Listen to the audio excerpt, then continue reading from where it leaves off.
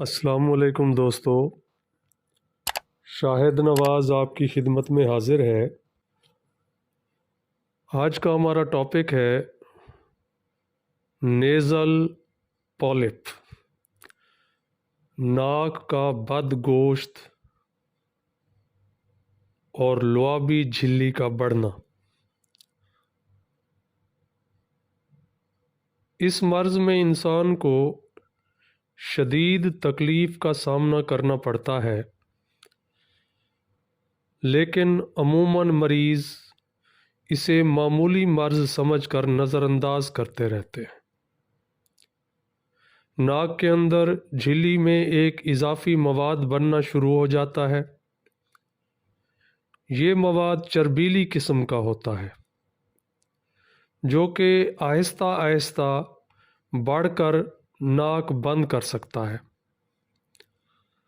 اس مواد کی وجہ سے ناک اکثر و بیشتر بند رہتی ہے اور نزلہ کی کیفیت طاری رہتی ہے۔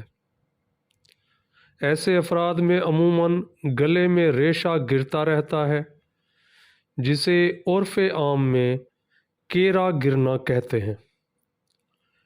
یہ مرض عموماً مزمن نزلہ، زکام کے بعد یا ناک کی باقاعدہ صفائی کرنے کے باعث لاحق ہوتا ہے۔ اب ہم اس کے ہومیوپیتھک علاج کی طرف چلتے ہیں۔ اس میں جو دوائیاں آپ کو بتانے لگا ہوں، وہ ساری دوائیاں آپ نے استعمال نہیں کرنی، بلکہ جس دوائی کی علامت آپ سے میچ کرے اس دوائی کو استعمال کرنا ہے۔ چلیں شروع کرتے ہیں۔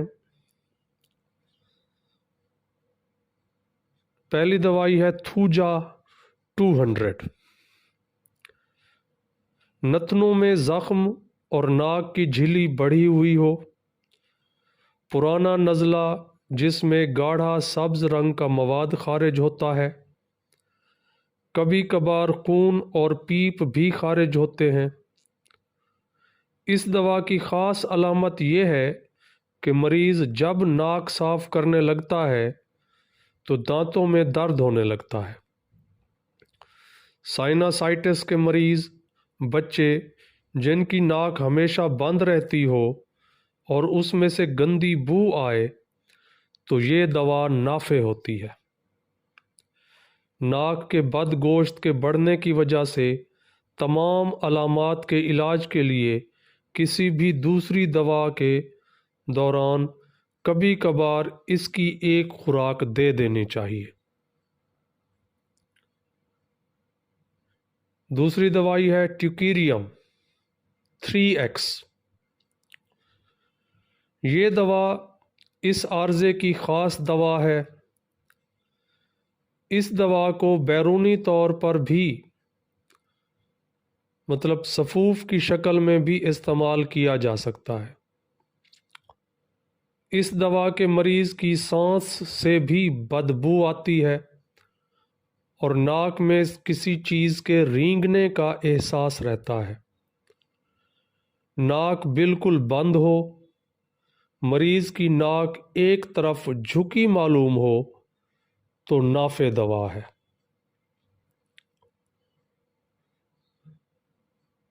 نیکسٹ ہے جیلسینیم 30۔ ناک کی لعاب دار جھلی بڑھی ہوئی ہو، جس کی وجہ سے نزلہ حلق میں گرے اور مریض بخار میں مبتلا ہو جائے تو یہ دوا نافع ہے۔ نیکسٹ ہے سینگونیریا 30 یا 200۔ ناک کی لعابی جھلی بڑھی ہوئی، ناک کے اندر پرانی سوزش، جس کے ساتھ ناک کے اندر بدبودار گلن سڑن، جس میں باکثرت رطوبت پائی جائے۔ رطوبت بدبودار اور گہرے زرد رنگ کی ہو، ناک بالکل خشک اور بند معلوم ہو، ایسے افراد جن کو اس عارضے کی وجہ سے سر درد کی شکایت رہتی ہو ان کی بہترین دوا ہے فاسفورس 200۔ لعابی جھلی بڑھی ہوئی جس کے ساتھ مریض کو ناک میں خارش ہوتی ہے اور آسانی سے خون بہنے لگتا ہے، اگر یہ کیفیت ہو تو فاسفورس 200 بہترین دوائی ہے۔ فارمیکا روفا 30۔ زکام، لیکن زکام بند معلوم ہو، پولیپس کے بننے کے اوائل میں دی جائے تو غدود بڑھتی نہیں ہے۔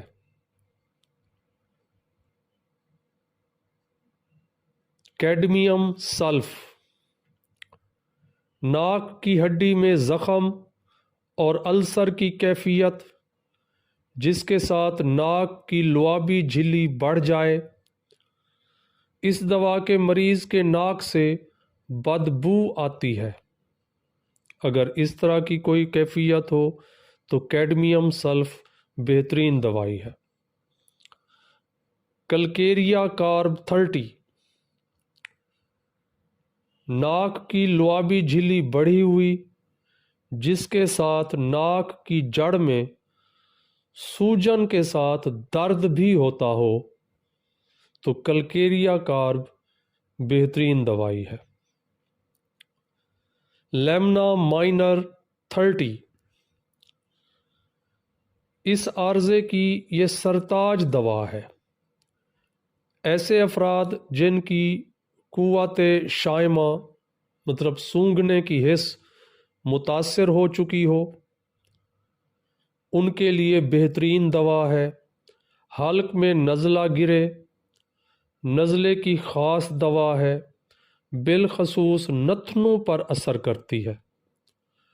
ناک کی ہڈی کا پھول کر بڑھ جانا اس دوا کی خاص علامت ہے۔ ناک کی رکاوٹ کے باعث ہونے والا دمہ جو مرطوب موسم میں بڑھ جائے، اس دوا سے فوری افاقہ ہوتا ہے۔ ناک سے سڑی ہوئی بو آئے، ناک میں ہر وقت پپڑی جمی رہتی ہے اور پیپ جیسا اخراج بکثرت ہوتا ہے، اگر اس طرح کی کیفیت ہو تو لیمنا مائنر 30 بہترین دوائی ہے۔ امید ہے کہ آپ کو نیزل پولیپس سمجھ آ گیا ہوگا، اور اگر آپ اس مرض کا شکار ہیں تو آپ کو آپ کی دوائی بھی مل گئی ہوگی، لیکن سیلف میڈیکیشن سے پرہیز کریں۔ کوشش کریں کہ اپنے قریبی ہومیوپیتھ سے رابطہ کر کے اس کی نگرانی میں دوائی استعمال کریں۔ دعا ہے کہ مالک آپ کو صحت والی لمبی زندگی عطا فرمائے۔